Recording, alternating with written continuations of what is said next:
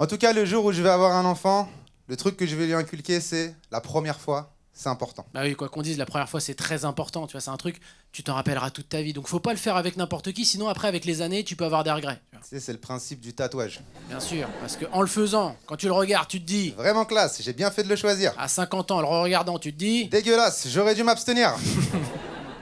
Et puis tu sais, nous, la génération internet, tu vois, on a été matrixés par le porno. Moi, à 13 piges, j'avais littéralement jamais fait la bise à une meuf, mais je connaissais toutes les positions du Kama Sutra, sans Ouais, problème. ça. C'est là que j'ai compris un truc hyper important. Il y a une grosse différence entre ce que le mec fait dans la télé et ce que toi t'es capable de faire en vrai. Tu sais, c'est un peu comme les émissions de cuisine. La semaine dernière, t'as regardé Top Chef. Tu t'es pris pour un cuistot, T'as essayé de refaire la recette. t'as terminé au McDo. Hein. Il y a un autre truc très bizarre qu'on fait tous avec notre première fois, c'est que même si dans 90% des cas, elle était nulle à chier, bah après quand on le raconte à nos potes, on dit que c'était incroyable. Tu sais, on a atteint du même syndrome qu'ont les touristes japonais quand ils viennent à Paris. Tu sais, le mec, il a économisé pendant des années. C'est le voyage de sa vie. Il arrive à Paris, les étoiles plein les yeux. Le Airbnb, il est à Aubervilliers.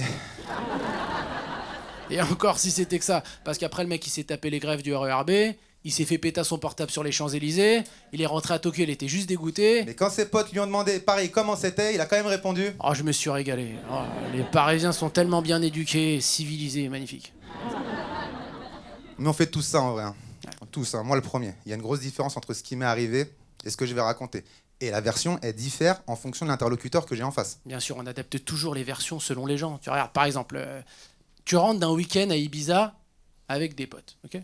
Tu le racontes à ta boss. Week-end reposant avant la rentrée. Tu le racontes à tes potes. Il y avait de la zouze de tous les côtés. Tu le racontes à ta meuf. Mais j'ai pensé qu'à toi, mon bébé. Et faut pas t'en mêler dans les versions, parce qu'après ça peut foutre la merde. Hein, parce que si tu dis à tes potes, Week-end reposant avant la rentrée. à ta meuf Il y avait de la zouze de tous les côtés. et à ta boss, Mais j'ai pensé qu'à toi, mon bébé.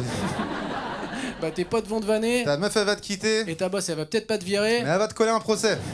Et encore heureux qu'elle puisse te coller un procès. Aujourd'hui, on peut plus tout raconter, dire tout et n'importe quoi comme avant. Et t'as quand même des cons un peu nostalgiques qui vont dire c'était mieux avant, maintenant on peut plus rien dire, on peut plus rien faire.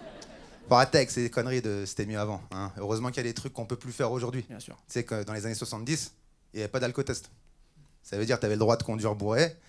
Il fallait pas trop que ça se voit, quoi. C'est juste ça, tu sais. C'est tout. Un contrôle de police, ça pouvait se passer comme ça. Excusez-moi, monsieur, vous êtes en état d'ébriété? Non.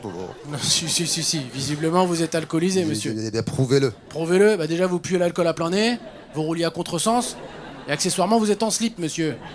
Si, ça va, j'ai bu 2-3 verres. Oui, bah c'est pas un comportement adapté, monsieur l'agent. Hein, voilà. Déjà, vous me contrôlez, vous êtes bourré. Vous me demandez mon permis alors que je suis à pied, c'est quoi ces conneries là? C'est bon. C'est circulé, c'est bon. Non, il y a pas mal de trucs qui ont changé, et heureusement, tu vois. Par exemple, avant, tu pouvais carrément fumer dans les avions. T'en rends compte de ça? Il y a les mecs qui clopaient des avions normaux, il y a les cendriers et tout.